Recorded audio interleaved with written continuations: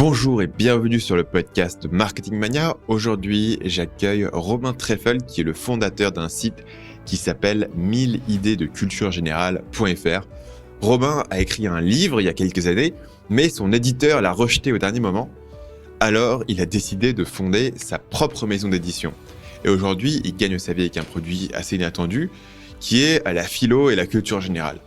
Romain crée des manuels et des formations en ligne pour enseigner notamment la méthodologie de la dissertation aux élèves de prépa HEC et il a pu construire tout un business autour de cet intérêt qu'il avait de la culture G et de la philosophie. Et c'est vraiment extrêmement intéressant de voir comment vous pouvez prendre un intérêt comme ça où spontanément, si vous venez me voir et vous me dites « j'adore la philo », je pourrais pas vous dire comment gagner votre vie avec ça, quoi. À part devenir prof de philo, c'est pas évident. Parce que où est le problème vraiment que vous allez pouvoir résoudre avec ça et où est la douleur que vous allez pouvoir résoudre avec un produit pour lequel vous allez pouvoir vous faire payer. Eh ben, ce qu'a fait Romain, c'est qu'il a trouvé cette douleur, il a trouvé le vrai besoin dans le marché et le marché, c'est les élèves de prépa HEC qui veulent intégrer l'école. Et pour être passé par là, je peux vous dire que quand vous êtes dans cet environnement-là, votre principal problème dans la vie, la seule chose à laquelle vous pensez avant de vous endormir le soir en vous réveillant le matin, c'est de savoir si vous allez réussir votre concours. Et Romain, du coup, s'est positionné pour répondre à ce besoin-là. Et notamment, vous allez voir, c'est intéressant la manière dont il se positionne, puisque bien sûr, tout élève de prépa a déjà un prof de philo, un prof de culture G. Et donc, comment est-ce que Romain se positionne par rapport à ça, par rapport à la solution qui, du point de vue de l'élève, est gratuite, du prof qui est déjà disponible en classe, et comment est-ce que lui apporte quelque chose en plus pour laquelle les gens sont prêts à payer. On parlera aussi des résultats de Romain avec différentes stratégies marketing, notamment les bots Messenger. Si vous avez suivi le domaine du web marketing sur les 1 à 2 dernières années, vous avez beaucoup entendu parler des bots Messenger, soi-disant qui sont là pour remplacer l'email. On verra avec Romain, lui, ses tests, les résultats qu'il en a eu. Et je partagerai aussi mes résultats avec les bots Messenger, puisque moi aussi, j'ai des campagnes de bots Messenger qui tournent actuellement. Et on parlera ensemble de à quel moment est-ce que c'est pertinent, est-ce que c'est le plus utile d'utiliser des bots Messenger, ManyChat, etc. pour pouvoir contacter les gens directement dans leur Facebook Messenger. Et à quel moment est-ce qu'il est plus judicieux de rester sur un contact par email. On parlera aussi de pourquoi Romain se voit comme un artisan et pourquoi il n'est pas tout à fait d'accord avec certains de mes derniers invités. Je pense notamment à Alexandre Cormand, à Antoine Pétavin et mon propre dilemme par rapport à ça, mes propres réflexions que j'ai eues sur les 2 dernières années, notamment sur mon travail, sur Marketing Mania, le futur essentiellement que tu veux donner à ton entreprise une fois qu'on a atteint ce stade où on a gagné assez d'argent essentiellement pour subvenir à l'ensemble de nos besoins et de nos envies, et que la question c'est est-ce que je continue à essayer de grossir ce truc-là quand fondamentalement ce qui m'intéresse c'est pas gagner plus d'argent. Et finalement, on parlera avec Romain de comment monter votre propre maison d'édition et pourquoi au final le travail que fait un éditeur traditionnel peut être en grande partie découpé et remplacé par une personne, presque même un individu qui peut centraliser tout ça et faire le travail qui est traditionnellement celui d'un éditeur. Sur ce, je vous propose d'écouter ma conversation avec Romain Treffel.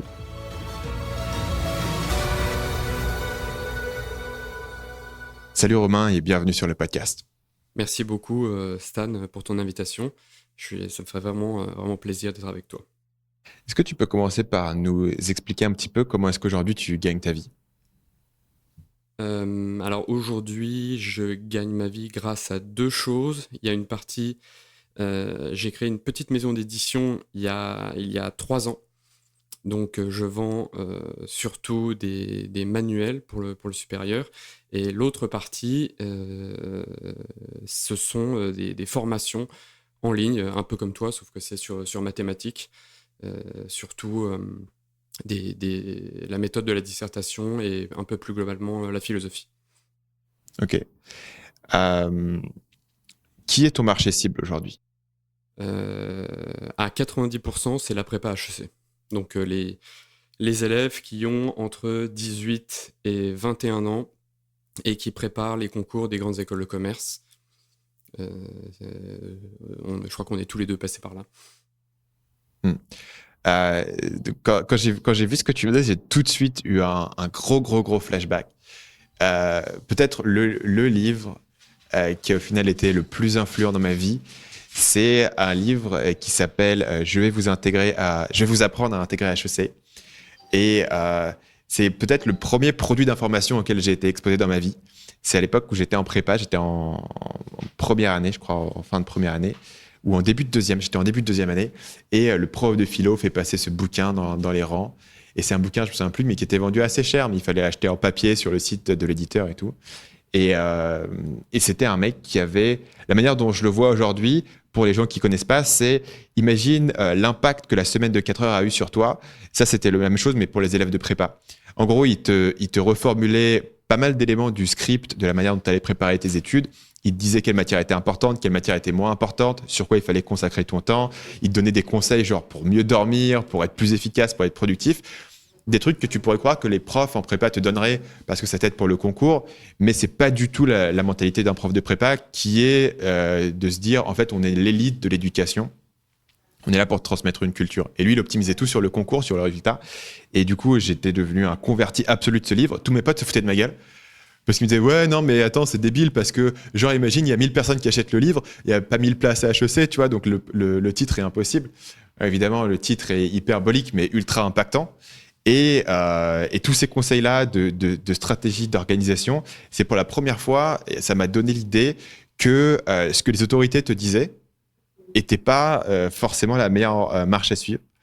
Et voilà, c'est mon expérience avec... et je ne sais pas si tu connais l'auteur de ce livre, on en avait rapidement parlé par email. Je le connais, je l'ai rencontré une fois et j'échange un peu avec lui par email, oui. Est-ce que tu peux donner son nom? Parce que malheureusement, je m'en souviens plus. C'est Emmanuel Veilleux. Ok. Qu'est-ce qui, toi, t'a donné envie de te plonger dans ce marché-là? Alors, eh bien, la première chose, c'est qu'en réalité, j'avais pas vraiment le choix. J'ai arrêté les études, entre guillemets, vraiment très tard, à 27 ans, et au début, bah, j'avais pas d'argent. Et depuis que j'ai 19 ans, depuis que j'ai intégré l'école de commerce, j'ai toujours donné des cours de maths et surtout de philo. Alors les maths, comme il faut entretenir et que c'est pas non plus ma passion, j'ai vite arrêté, mais j'ai toujours donné des cours de philo à côté des études. Et quand je me suis lancé comme entrepreneur à 27 ans, j'avais pas d'argent et donc bien évidemment au début il fallait que je continue à donner des cours de philo et même encore beaucoup plus qu'avant puisque j'étais totalement autonome et en plus il fallait que j'investisse pour la maison d'édition à côté. Ce qui fait que c'est le fait d'avoir continué de donner des cours qui a, je crois, qui a provoqué un peu le shift vers les formations en ligne, puisque au départ, je n'avais pas prévu de faire des formations en ligne.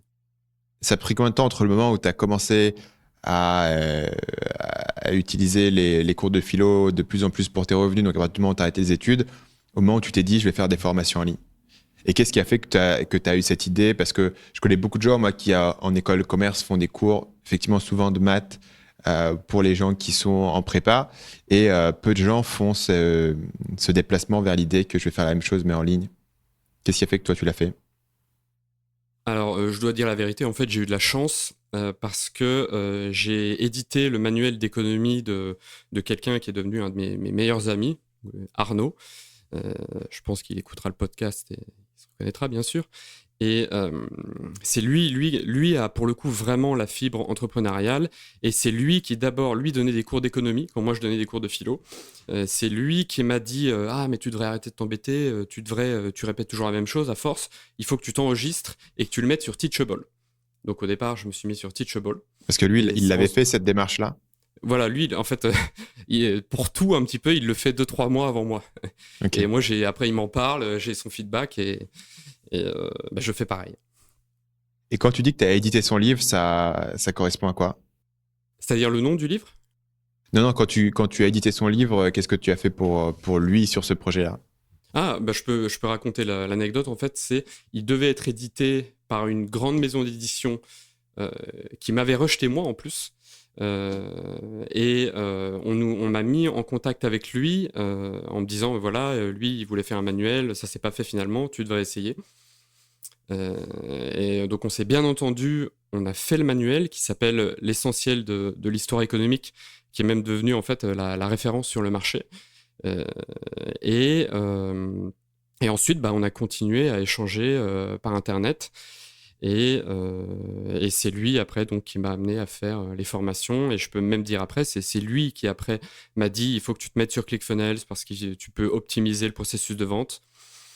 C'est lui, pareil, c'est lui qui m'a formé. Enfin, de ce point de vue-là, j'ai vraiment eu beaucoup de chance parce qu'en réalité, je ne pense pas que j'aurais trouvé tout seul et j'aurais peut-être pas fait le shift tout seul. Donc, tu es passé sur Teachable. Ça a été quoi les résultats de cette initiative-là? Eh bien, très bien. Parce que c'était vraiment un test. Hein. Déjà, personne à part en économie, à part mon ami en économie, ne l'avait fait. Et donc, je ne savais pas du tout ce que ça allait donner. Et ça a bien marché.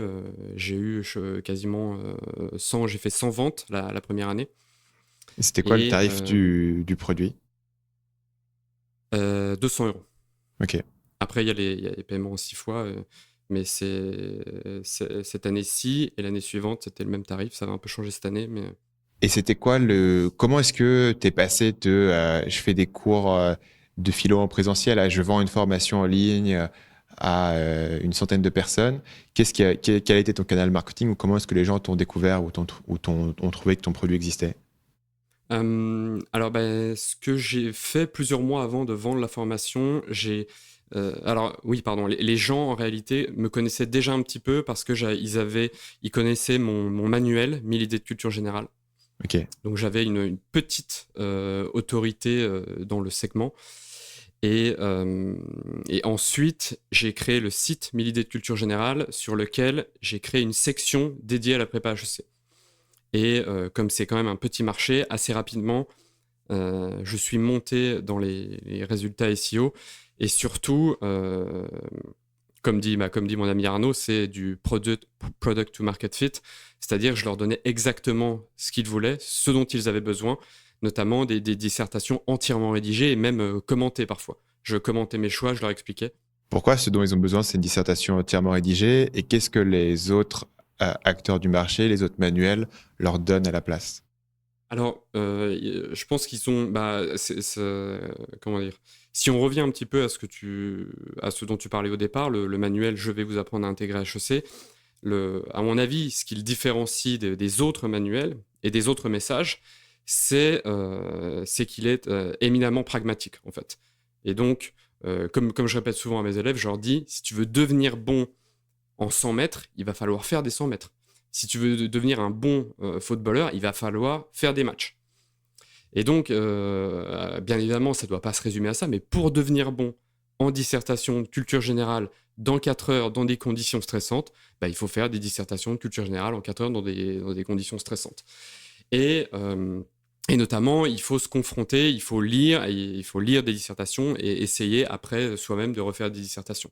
Et qu'est-ce qu'un manuel standard te donne un manuel standard de culture G ou un cours de culture G que j'ai en prépa? Qu'est-ce qui te donne par contraste pour que les gens voient la différence entre les deux? Il donne surtout un cours en fait. Ah oui, ce que j'aurais dû préciser, c'est que chaque année, il y a un thème. Il y a 2 ans, c'était la parole. L'année dernière, le corps. Cette année, c'est la mémoire. Il y a un thème et grosso modo, alors il y a de tout. Hein. Il y a des profs plus ou moins bons, mais généralement, les profs font un très long cours sur le thème. Donc en gros, pour expliquer aux gens le concept du thème, et tu me diras si je massacre mon explication. Chaque année, du coup, tu vas avoir un sujet en culture G. C'est similaire au sujet de philo que tu as au bac. Tu fais une dissertation.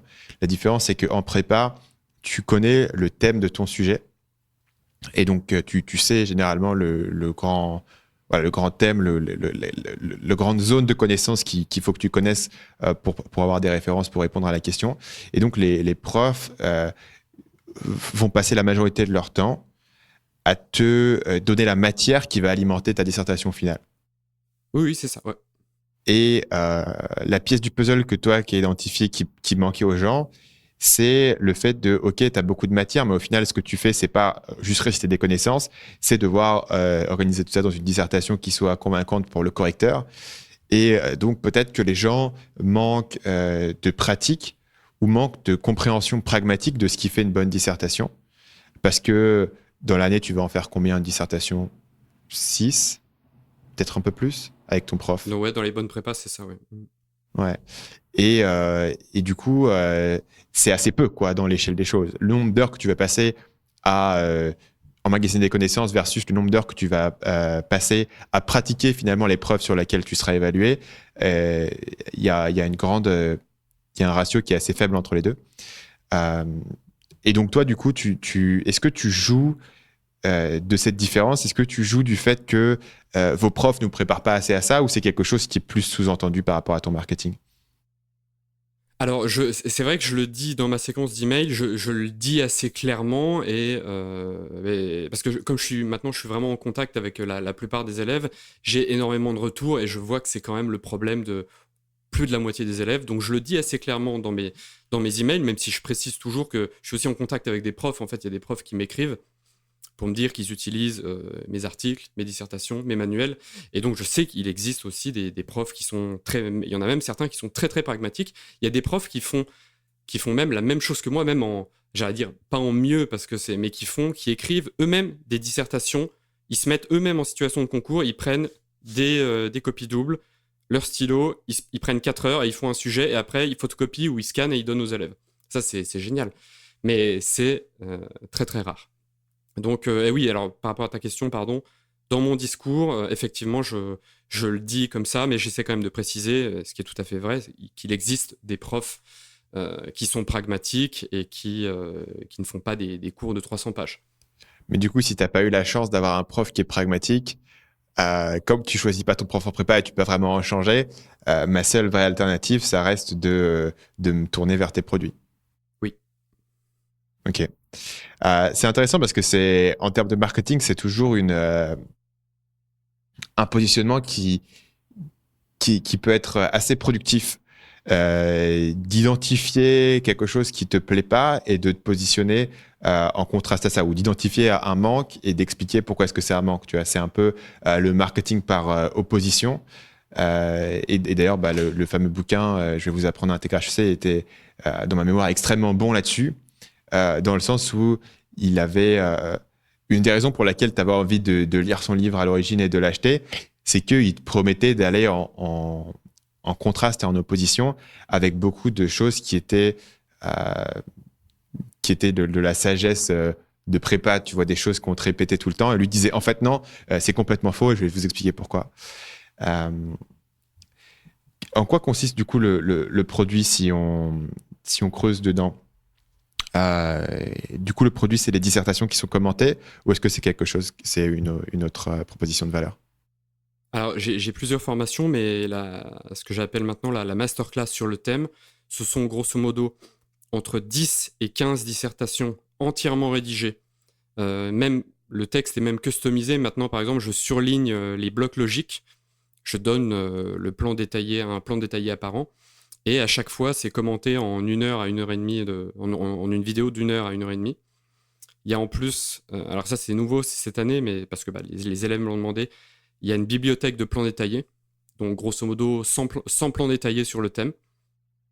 Il y a en plus un stock de paragraphes tout cuits, puisque mon petit, maintenant il y en a 2, mes petits manuels qui marchent bien sur le thème, s'appellent 50 paragraphes tout cuits, et ce sont des unités d'argumentation, des paragraphes pré-rédigés, mais j'apprends aussi aux élèves après à les adapter et à bien les sélectionner et à les adapter.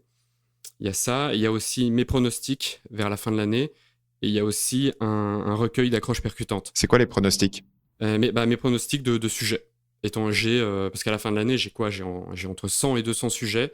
J'analyse toutes les caractéristiques des sujets des années précédentes, et je donne une liste de 10 sujets qui sont selon moi probables, et j'essaie, alors bien sûr c'est un peu au doigt mouillé, mais j'essaie de les classer par ordre de probabilité décroissante. Et du coup, tu as un bon taux de succès sur ces pronostics? Alors oui, ça dépend. L'année dernière, je crois que... Alors après, il y a... Bien sûr, la formulation n'est pas exacte, mais l'année dernière, c'est étonnant, c'est une dissertation. Le sujet qui est tombé à HEC était « Mon corps et moi ». Et moi, j'avais donné à tout le monde la dissertation. Alors, c'est pas exactement la même, mais c'est assez proche et beaucoup d'élèves m'ont dit qu'ils s'en sont servis. J'avais donné, mais du coup, à toute la France, hein, la dissertation Suis-je mon corps? Et du coup, c'était assez proche. C'était très proche. L'année encore d'avant, j'avais quasiment prédit le sujet de l'ESSEC, je crois. Et grosso modo, c'est la moitié. Mais en réalité, maintenant, je donne tellement de dissertations, tellement de plans détaillés, qu'en réalité, si l'élève qui regarde tous les plans détaillés, je vois pas comment c'est possible de tomber. Il n'y a pas d'autres sujets. Je donne quasiment tous les sujets, donc j'ai épuisé le thème. Les pronostics, c'est payant? C'est compris dans la masterclass. C'est compris, ok, d'accord. Donc c'est une forme de bonus, ça fait partie de ton sommaire, quoi, que tu vends. Oui. Je voulais creuser avec toi sur la question de la crédibilité, notamment parce que tu as fait des études en philo plus poussées que la prépa, ou est-ce que tu as fait un cursus supplémentaire là-dessus? Et sinon, comment est-ce que tu fais pour démontrer cette crédibilité face à un prof de philo qui a fait je ne sais pas quelle étude, mais voilà, comment est-ce que tu abordes cet aspect dans ton marketing? Alors, sur le plan des études, donc j'ai fait comme toi une école de commerce.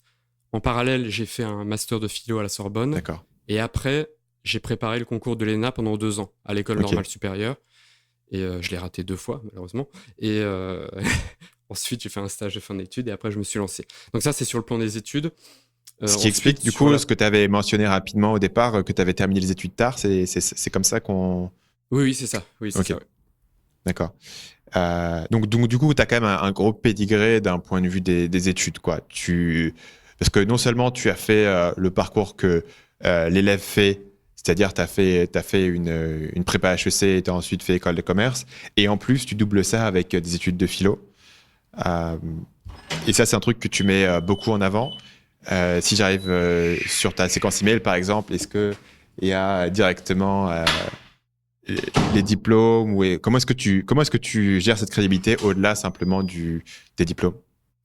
Alors, au tout début, il y a 2 ans, oui, il y a 2 ans, ça me permettait de produire, de démontrer de la crédibilité. Cependant, au fur et à mesure, ce qui me sert aujourd'hui, enfin, en réalité, je ne dis pas que tout le monde me connaît en prépa HEC, mais j'ai créé mon petit manuel sur le thème, et celui qui se vend le plus de loin, en fait, vraiment de loin. Les élèves l'adorent, ils se différencient vraiment de la concurrence. Et en plus, j'ai les emails de la plupart des élèves, en fait. Et donc, j'échange avec eux. J'ai fait aussi des vidéos. Ils connaissent mes dissertations aussi. Donc, je pense que tout le monde ne me connaît pas dès le départ, mais je pense qu'aujourd'hui, je peux dire que je suis un des acteurs les plus connus du secteur en réalité. Donc, ça me servait au départ. Au départ, ça me servait. Le petit manuel, il est vendu sur Amazon, du coup? C'est ça, oui. Et tu le vois comment? Comme un produit d'appel? Et j'ai beaucoup réfléchi à ça cet été parce que certaines personnes m'avaient conseillé de l'intégrer dans le funnel. À un moment, j'ai voulu le faire, c'est-à-dire proposer directement derrière en upsell, ou alors le mettre directement dans la séquence d'email et proposer directement derrière des formations adaptées. Mais ça posait des problèmes logistiques. C'est-à-dire donc j'ai fait plusieurs insomnies à cause de ça, et finalement je le laisse sur Amazon, et ça me sert, je dirais, plutôt à bâtir ma crédibilité. Je mise sur le fait que les élèves vont d'abord commander les manuels, qu'ils vont les aimer, et qu'ensuite peut-être ils reviendront pour me demander d'autres choses. Et du coup, j'en déduis que tu n'as pas au sein du livre d'appel à l'action directement vers, mettons, j'imagine, un truc qui est souvent utilisé, c'est des chapitres bonus ou autres. Il faut aller sur mon site et me donner mon adresse email. Ça, tu l'as en place ou pas?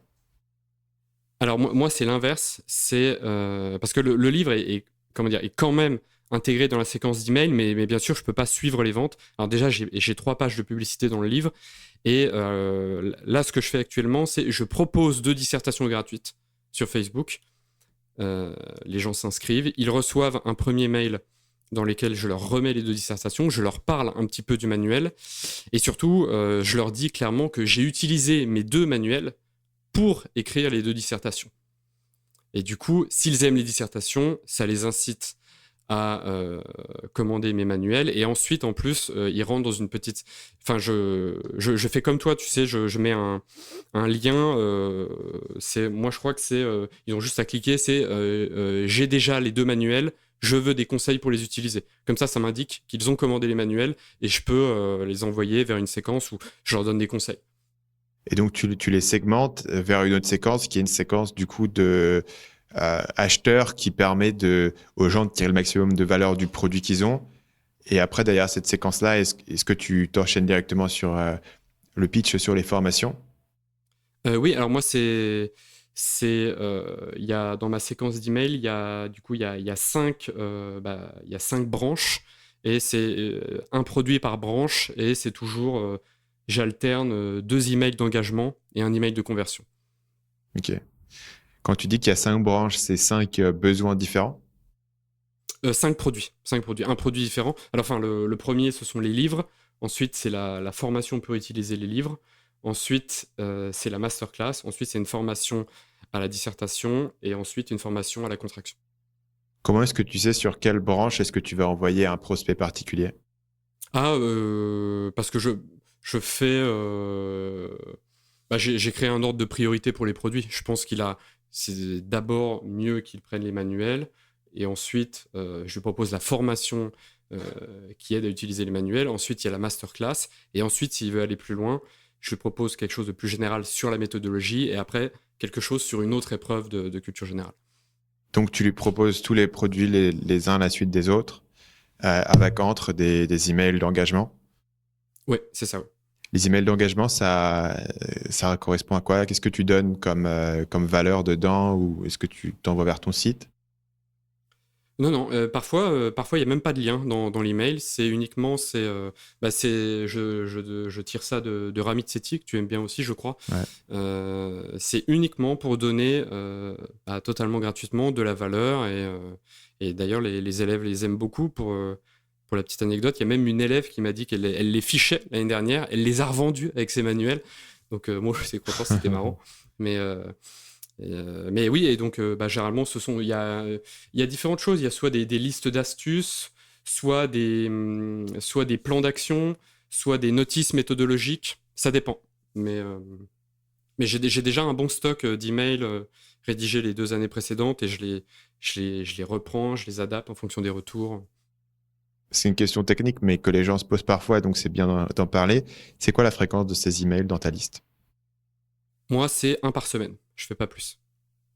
1 par semaine avec, comme j'ai lu l'année dernière, c'est vrai que c'était pas mal ça. J'ai lu un article de Mailchimp l'année dernière qui racontait que, grosso modo, alors bien sûr, ça peut varier, mais 10 à 15%, il y a toujours, on peut booster le taux d'ouverture de 10 à 15% en renvoyant le même email dans les 24-48 heures, peut-être en changeant le titre.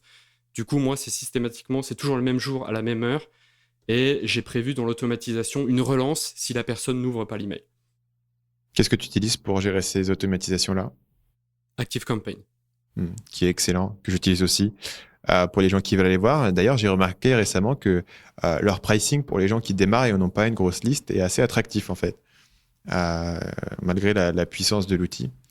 Ça peut être même un bon endroit où commencer, juste pour le mentionner rapidement. Je voudrais revenir sur cette idée de la recherche de marché. Donc, tu es en contact avec les gens qui sont sur ta liste email. Est-ce que tu as des méthodes particulières que tu utilises pour susciter des réponses de leur part ou pour créer ces interactions-là? Et est-ce que tu as d'autres techniques que tu utilises au-delà simplement des emails qu'on t'envoie? Est-ce que tu fais des sondages? Est-ce que tu fais autre chose?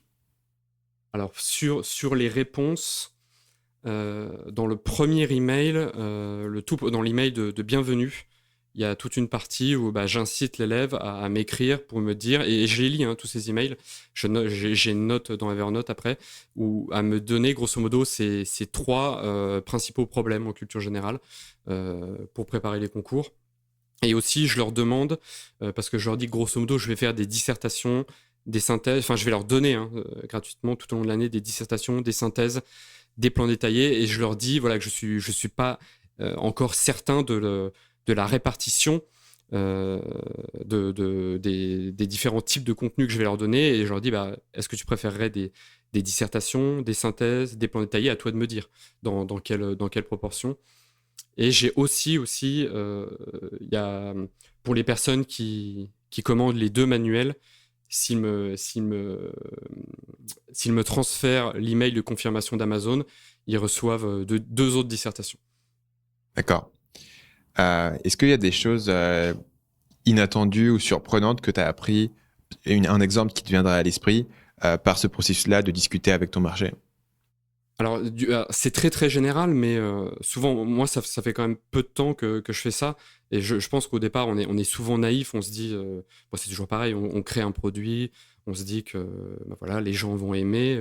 Comme il y a, comme dit mon ami, le product to market fit, on se dit que les gens vont le commander tout de suite. Alors qu'en réalité, là, il y a une vraie nécessité de convertir les personnes, de leur expliquer et de les persuader. Et ça, je m'en suis rendu compte. Bah oui, c'est vrai qu'une autre chose que je pourrais dire, en plus, on a parlé un petit peu de ManyChat avant de commencer le podcast, c'est que l'année dernière, j'ai testé ManyChat en décembre, parce qu'on en avait parlé. Et je me disais, c'est peut-être mieux que l'email. Et comme je l'avais dit, comme je suis un peu connu en prépa HEC, j'ai eu très rapidement quasiment 3000 personnes. En revanche, derrière, j'ai très peu converti. Donc, ManyChat, c'est une application pour les gens qui ne sont pas familiers, qui permet de créer un bot Facebook Messenger et d'interagir directement avec les gens dans l'application Facebook Messenger. Et du coup, tes résultats? Très, très mauvais. Et du coup, ça a créé un mouvement de balancier un peu en moi. Et je me suis dit, non, il faut que je mise sur le copywriting et le storytelling en email. J'ai fait de super emails ensuite, et là, qui ont très, très bien marché. Et du coup, ce que j'avais prévu de faire cette année, c'était, maintenant, je me disais que j'utiliserais uniquement ManyChat en soutien de l'email, et notamment, c'est pour ça aussi que j'envoie les emails toujours au même horaire, pour booster le taux d'ouverture. Puisque si la personne, en même temps que je lui envoie l'email, reçoit un message ManyChat lui disant « Salut X, je viens de t'écrire un email sur ce sujet, je pense que ça pourrait t'intéresser, tu devrais peut-être le regarder », bien évidemment, ça booste le taux d'ouverture. Mais récemment, comme je te l'ai dit au début, j'ai vu ton lancement par ManyChat et je me suis dit, c'est pas mal ça quand même. Donc il faut que j'y réfléchisse, et peut-être que je pourrais imiter ton système. Ouais, donc pour expliquer aux gens qui ne sont pas familiers avec ça, sur ma formation qui s'appelle la méthode des 90 jours, qui est une formation sur le système de productivité que j'utilise depuis plusieurs années, et j'ai formé pas mal de monde à l'utiliser, ça donne des bons résultats. J'ai donc 2 séquences différentes pour arriver à ce produit. La première est une séquence email traditionnelle, comme je le fais régulièrement. Donc moi, j'envoie souvent un email par jour pendant une courte période. En l'occurrence, c'est 7 jours. Et pendant que je bossais sur cette séquence email-là, j'avais beaucoup de questions sur les bots Messenger et sur ManyChat. Et j'ai une problématique qui, moi, m'intéresse pas mal, c'est la question de la pub Facebook, évidemment, et le fait que il y avait pas mal de nouveaux formats pub qui étaient disponibles maintenant sur la pub Facebook. Donc la séquence en question, en fait, c'est de se dire comment est-ce qu'on peut utiliser la pub Facebook pour capturer des prospects, non pas par email, mais directement sur ManyChat, et ensuite pouvoir leur envoyer des messages dans leur Facebook Messenger. Et en fait, comme le problème de ManyChat, et je dirais que sa grosse faiblesse par rapport à ce dont tu parlais sur le copywriting, le storytelling, c'est que c'est un message Facebook, donc tu as assez peu de place. Et donc le compromis que j'ai fait, c'est que j'ai pris les emails que j'avais écrits, j'ai pris l'ensemble de la séquence email que j'avais préparée, donc mes 7 jours d'email, et je les ai filmés pour faire 7 vidéos qui sont un peu le même format que mes vidéos YouTube, pour les gens qui ont vu ma chaîne YouTube, mais en plus court. Les vidéos vont faire entre 3 et 6 minutes, parce que c'est du coup un email, mais qui est présenté face caméra avec des visuels, etc., exactement comme je ferais sur une vidéo YouTube. Et du coup, dans ManyChat, je t'envoie les liens vers les vidéos, ce qui me permet dans ManyChat, placer tout mon copywriting. Et on a des bons résultats sur cette séquence-là. je dirais que le principal bénéfice de cette séquence, et je l'utilise surtout en pub, c'est que le prospect ManyChat en pub Facebook me coûte quand même beaucoup moins cher que le prospect email en pub Facebook. Et donc, si mes taux de conversion sur ManyChat se tiennent équivalents ou même un peu inférieurs à ce que j'aurais sur de l'email, je suis gagnant sur mon retour sur investissement là-dessus parce que le prospect est tellement moins cher à avoir en fait. Le processus sur la pub Facebook par rapport à ManyChat est le suivant. Vous avez une pub en général dans Facebook Messenger qui vous fait une proposition de valeur. Vous cliquez sur la pub, vous arrivez sur mon bot Messenger et vous pouvez juste cliquer un bouton ou mettre un mot-clé. En l'occurrence, c'est le mot-clé productif et tout d'un coup, vous êtes directement inscrit au bot. Et si tu contrastes ça pour un utilisateur qui est sur mobile avec le fait de voir une pub, de cliquer dessus, ma landing page doit se charger, tu dois entrer ton mail, tu dois, sans faire de faute de frappe, et tu dois confirmer. Tout d'un coup, ManyChat devient assez attractif parce que numéro 1, il y a moins de friction, il y a moins d'étapes pour la personne, donc ton taux de conversion de manière hypothétique va augmenter. Et numéro 2, Facebook est ravi que tu ne fasses pas sortir la personne de leur écosystème avec un lien extérieur et qu'au contraire, tu les gardes sur Messenger et donc va te donner un tarif qui est peut-être plus favorable. Voilà, c'est pour donner le contexte aux gens, parce que j'ai pas mal la question aussi, ce que j'ai fait avec ManyChat. Ceci dit, il y a quand même pas mal de... Ça va pas remplacer l'email. Beaucoup de gens me demandent, tiens...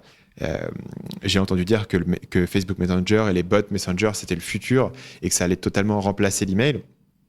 Et en fait, ça remplace pas du tout l'email pour 2 grandes raisons.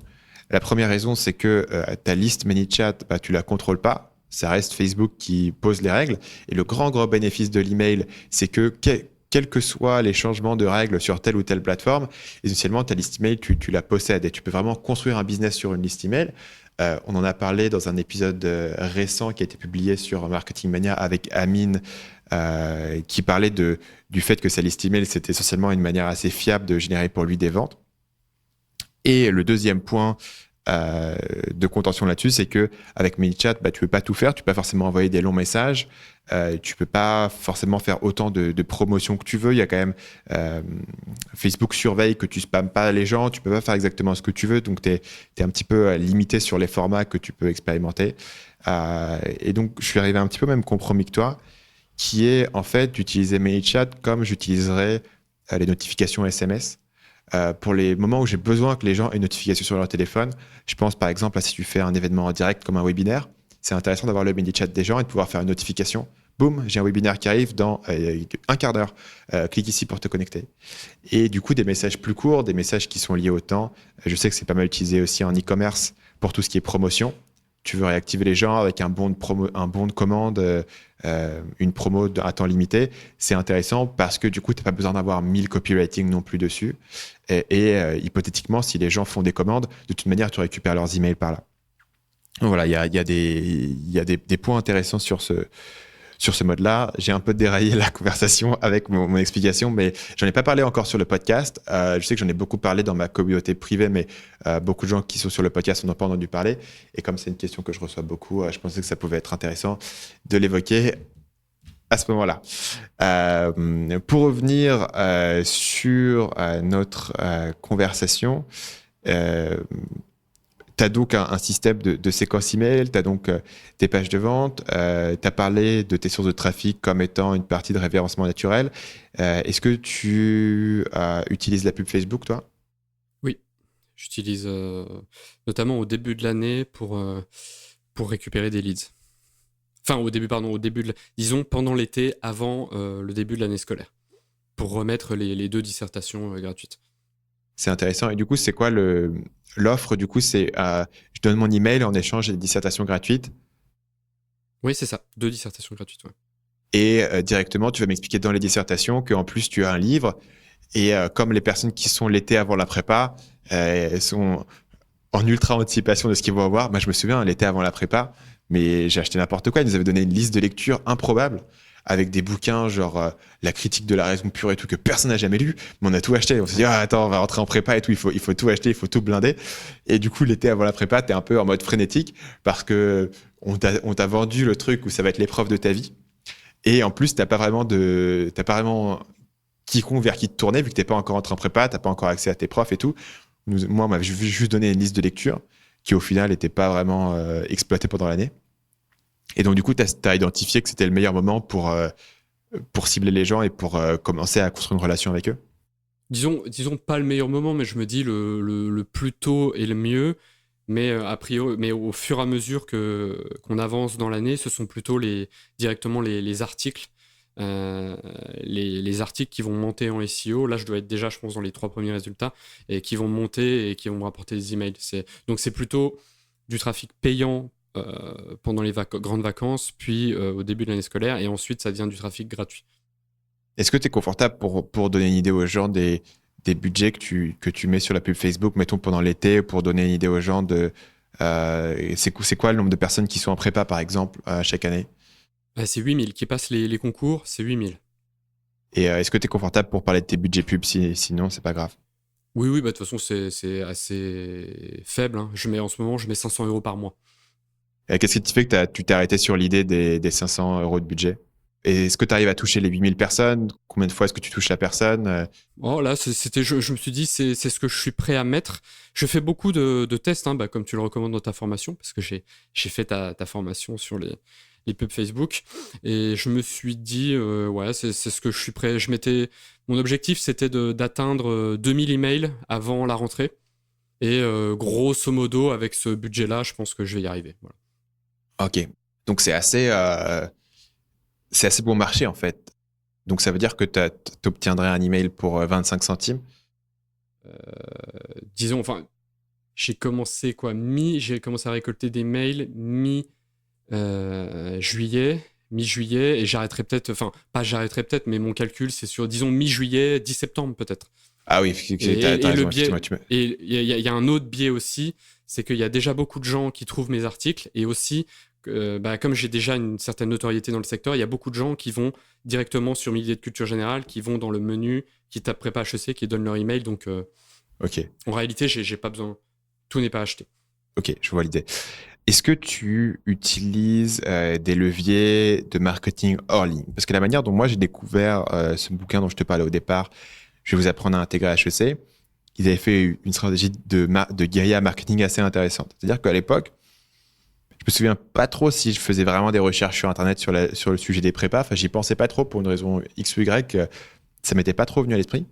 Et donc, du coup, ce que lui faisait, c'était que j'imagine, il devait trouver un moyen de rentrer dans les lycées et il glissait son bouquin dans tous les casiers des profs des prépas, en fait.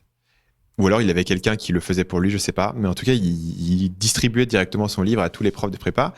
Et donc, du coup, sur tous mes profs, je devais avoir combien de profs t'as 8 profs, 10 profs en prépa, je me souviens plus combien de matières on avait. Mais il y en avait un. Donc ça veut dire qu'ils l'ont tous reçu probablement. Et ils en ont rien fait, ils l'ont dû le jeter à la poubelle ou ils se sont dit non mais c'est scandaleux dans ce livre. Et il y en avait un qui avait pas dû bien regarder ce que c'était, qui était le prof de philo qui l'a distribué en classe et qui l'a fait passer dans les rangs en classe et qui nous a permis de découvrir ce bouquin. Et suite à ça, je l'ai acheté parce que bien sûr il y avait il y avait l'adresse du site et les instructions sur comment le commander.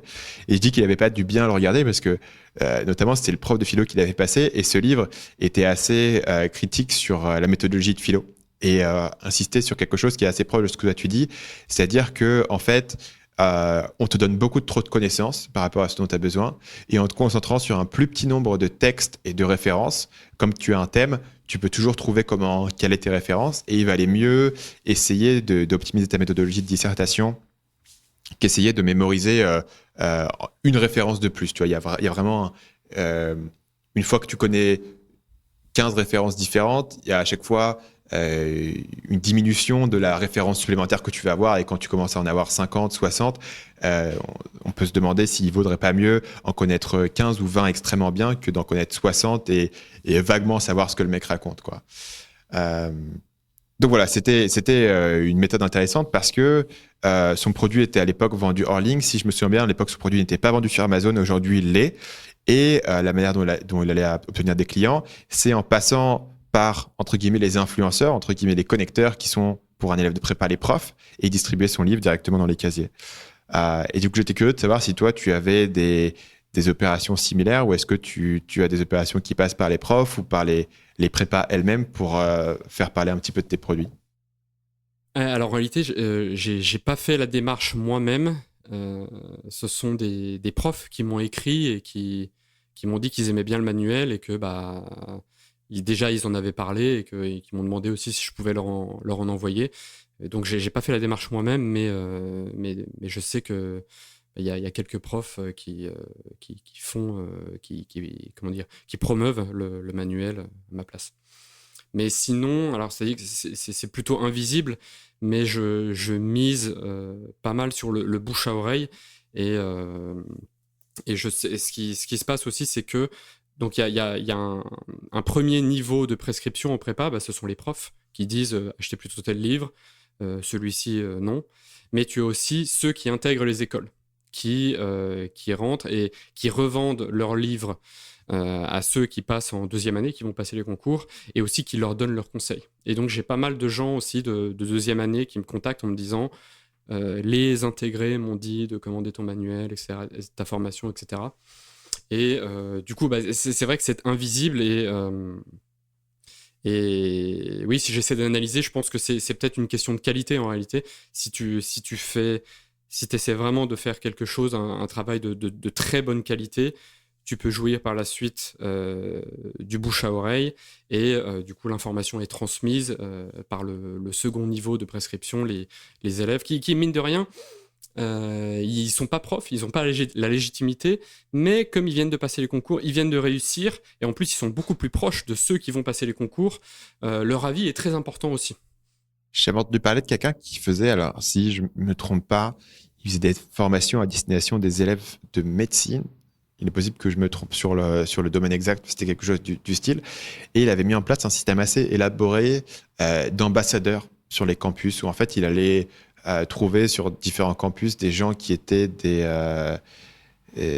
fans de ce qu'il faisait et qui pouvaient transformer en ambassadeurs pour ce qu'il proposait avec ce qu'il leur donne en échange en termes de bénéfices. Je suppose qu'il y avait une partie financière un peu dans le système Tupperware, tu vois, tu t'organises le contexte. Moi, je te fournis le matériel, comment présenter les choses, comment expliquer, je te fournis le contenu. Toi, tu amènes les gens à un tel point et ensuite, tu récupères une part des bénéfices. Et puis, il y avait aussi, j'imagine, des bénéfices en termes du fait de pouvoir être proche de cette entreprise qui produisait des contenus qu'eux appréciaient. Est-ce que c'est quelque chose auquel tu as déjà réfléchi ? Est-ce que ça t'intéresserait de faire un truc dans cette direction-là, ou est-ce que, en fait, tu marches tellement bien en online que ça n'a pas de sens de toi te diversifier à faire des trucs comme ça? En fait, je vais le mettre en place cette année parce que comme j'ai énormément d'emails d'élèves de prépa HEC et du coup j'ai les emails de ceux qui ont intégré. Ouais. J'ai pensé à un système, alors c'est pas moi qui ai trouvé la touche finale, mais j'ai pensé à un système où j'allais mettre en relation les élèves qui intègrent et qui ont des bonnes notes dans une matière avec les élèves qui passent les concours cette année pour qu'ils leur donnent des cours particuliers. Ok. Mais comme ça me semblait assez compliqué de mettre en place des systèmes de paiement, etc. Il y a le problème aussi où l'élève qui donne des cours va donner 2 heures et après il va s'enfuir avec les élèves qu'il a trouvés. Et du coup, je vais le faire gratuitement en fait. La seule condition pour être sur mes pages de présentation pour donner des cours particuliers, ce sera de réussir à recommander un certain nombre de formations par mois. Et bien évidemment, ce qui est un peu marrant, c'est que du coup, j'oblige les élèves qui veulent donner des cours particuliers à gagner de l'argent pour rester sur le site. Et donc, je pense que ça devrait marcher. J'ai déjà pas mal d'élèves qui ont postulé, mais ouais, je mets ça en place cette année. Voilà. Ça marchera pour toutes les matières ou juste la philo? Ah non, justement, il n'y aura pas la philo. Ce sera pour les maths. Il y aura maths, histoire, économie et les langues. Donc, il n'y aura pas la philo parce que toi, tu le fais déjà. Et du coup, tu fais levier sur le fait que tu as déjà cette relation client pour leur proposer des services et des produits qui sont annexes. C'est ça, oui. Ok. Ça fait combien de temps que tu as commencé à vendre des formations? Je me souviens pas si je t'ai posé exactement la question au départ des années, mais pour se donner une idée. La troisième année. Ok, troisième année, tu commençais à dire ok, je suis bien installé sur mon marché de base, j'ai bien saturé le truc, je commence à pouvoir faire levier, je commence à maîtriser un peu les outils et pouvoir développer des trucs en parallèle. Pourquoi est-ce que tu n'as pas regardé du côté de simplement faire des formations directement en maths, en histoire, trouver une personne qui est fort là-dedans et qui peut et monter une espèce de succursale ou un truc parallèle? J'y ai pensé, j'y pense toujours. Seulement à court moyen terme, mon focus, c'est sur mes formations. J'ai encore peut-être 4, 5, 6 formations que je peux développer. Donc vraiment essayer de couvrir totalement le domaine de la culture générale en prépa. Et après, j'hésite parce que pour être tout à fait franc, au départ, quand j'ai créé ma maison d'édition, je voulais faire beaucoup de livres. Du coup, je démarchais des auteurs, j'avais commencé des projets. Et bon, comme on le sait, c'est toujours plus simple quand on est en relation avec soi-même et qu'il n'y a pas à négocier et qu'il n'y a pas de... Donc, je crains un peu de complexifier les choses en me lançant dans cette direction-là, même si aujourd'hui j'ai tous les produits et que j'ai l'audience pour le faire. J'ai déjà réfléchi, l'année dernière j'ai monétisé un peu mon audience. J'avais une piste pour faire d'affiliation, mais finalement j'ai refusé de le faire. Et donc voilà, oui, ma crainte c'est à court terme rester focus et je crains de complexifier l'activité en faisant ça. Mais je changerai peut-être ta vie dans 6 mois, 1 an. Mais je comprends assez bien ce que tu veux dire. Moi, notamment dans mon cas, le parallèle avec ça, c'est que il y a toujours la tentation. Parce que moi, je reçois chaque semaine peut-être entre 4 et 5 demandes de personnes pour des prestations, vraiment des demandes sérieuses de gens qui sont prêts vraiment à payer presque les yeux fermés parce que ils apprécient ce que je fais, ils ont décidé qu'ils voulaient bosser avec nous et faire des trucs. Et en fait, on refuse tout. Et donc, du coup, il y a la tentation qui est énorme de se dire putain, il serait pas si compliqué ça d'engager 1 ou 2 personnes et de monter une branche agence à côté, tu vois. Et c'est un truc qui revient régulièrement sur la table, c'est partie de ces sujets qui tournent comme ça. Et en fait, le truc, c'est que il y a une complexité qui est cachée dans beaucoup de ces projets et il y a un risque à te diversifier tant que tu n'as pas maximisé ton opportunité de départ. Et moi, c'est notamment quelque chose que je vois beaucoup chez les gens qui débutent et qui pensent à se diversifier même avant d'avoir commencé, quoi. Et qui se rendent pas compte du coût que ça a de devoir gérer des trucs qui sont parallèles. Et inversement, ils se rendent pas compte du bénéfice que ça a de se concentrer sur une seule chose à la fois. Pour donner un exemple simple, moi, je vois des gens qui commencent et qui disent « Ok, moi, je vais faire une chaîne YouTube, je vais faire un podcast, je vais écrire des articles de blog, je vais poster sur les réseaux sociaux, je vais faire une Instagram story et tout, tu vois. » Moi, je fais pas tout ça. Maintenant, je fais juste un podcast que je fais depuis plus de 3 ans et je fais une chaîne YouTube. Et en plus, pendant que je démarrais ma chaîne YouTube, pendant que j'ai fait décoller vraiment ma chaîne YouTube, c'est une époque où je faisais pas de podcast. Et il y a un vrai retour, il y a un vrai effet boule de neige à être concentré sur un truc à la fois. Et c'est quelque chose que je vois beaucoup de gens vraiment pas le percevoir. C'est vrai que c'est contre-intuitif. Tu te dis, si tu fais plus de trucs, tu as plus de chances qu'il y ait des synergies et tout. Alors qu'en fait, la synergie, elle se fait plus au sein de l'opportunité en elle-même, de construire sur un truc que tu as déjà lancé. Et ça vient aussi du fait, je pense, que tout est plus difficile vu de l'intérieur qu'il en a vu de l'extérieur, en fait. Et les gens se disent, vu de l'extérieur, bah non, c'est bon, tu vois, je devrais pouvoir gérer plusieurs trucs en parallèle. Et en fait, après l'avoir fait pendant un moment, tu perds confiance dans ta capacité à vraiment gérer X trucs en parallèle, sauf à avoir vraiment des gens qui peuvent être... tu vas avoir vraiment des divisions, quoi, un peu comme dans une entreprise, un conglomérat où tu as des personnes qui sont responsables de chaque pôle. Mais en fait, c'est pas si facile que ça de faire plusieurs trucs en parallèle. Notamment, c'est un thème qui est pas mal ressorti de ma conversation avec Antoine Pétavin, qui dit que le principal obstacle que lui a eu pour passer de 400 000 euros par an à son stade actuel, où ils sont à peu près à 2 millions d'euros par an, c'est qu'en fait, ils ont été tentés de lancer plein de sites différents en parallèle de ce qu'ils faisaient, se dire on va aller sur plein d'opportunités, et ça les a beaucoup ralentis. Et au final, la solution, c'était de se reconcentrer sur leur opportunité de départ, de mieux comprendre leurs clients. Lui expliquait notamment dans l'interview que ça lui a pris 10 ans de vraiment comprendre son client, tu vois. Et tu as toujours des trucs à apprendre, tu as toujours des nouveaux produits, tu as toujours une meilleure manière de servir les besoins des gens. Et moi, c'est un thème auquel je repense beaucoup, notamment en ce moment, parce que j'ai recruté quand même des gens actuellement, et j'ai l'impression que le fait d'être en processus de recrutement, moi, m'a biaisé dans le fait de me dire « Ouais, on peut maintenant faire plein de trucs en parallèle et tout », tu vois, il y a un côté un peu sexy.